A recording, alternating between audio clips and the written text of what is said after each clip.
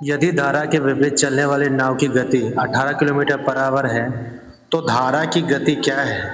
यदि धारा के विपरीत में नाव की गति इसके विपरीत दिशा वाली गति से 50% अधिक है, यानी हम यहाँ क्या लिख देते हैं, बोट, है ना, और ये क्या था, वाटर, यानी स्पीड ऑफ बोट और स्पीड ऑफ वाटर, और डाउन स्ट्रीम और अप स्ट्रीम।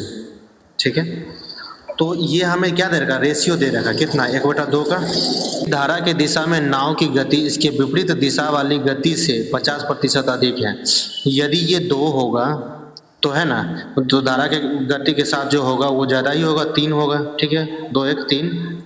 अब देखिए, इसको अगर हम निकालते तो दोनों को जोड़ के 2 से भागा करते तो ये 2.5 हो जाएगा, और इसको अगर हम यहाँ ये निकाल देते वाटर का स्पीड, तो ये दोनों को घटा के और इसको 2 से भाग दे देते तो क्या होता है, 0.5। ठीक है, ये जो हमको दे रखा है 18 क्या दे रखा है, धारा के विपरीत चलने वाली, धारा के विपरीत तो यही है, अपस्ट्रीम। तो यहाँ क्या हो जाएगा हमारा 18, कितना, 9 गुना है 18। तो इसी तरह से हम अगर इसमें करेंगे तो 9 गुना, तो 9 गुना अगर करेंगे तो यहाँ हमको कितना, 225।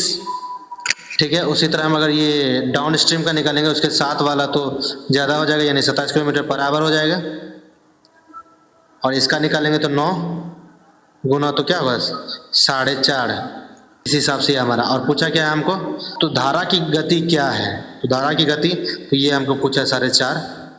ठीक है, 4.5 किलोमीटर पर आवर हो जाएगा। ठीक है, आई होप कि ये बातें आपको समझ में आई होगी।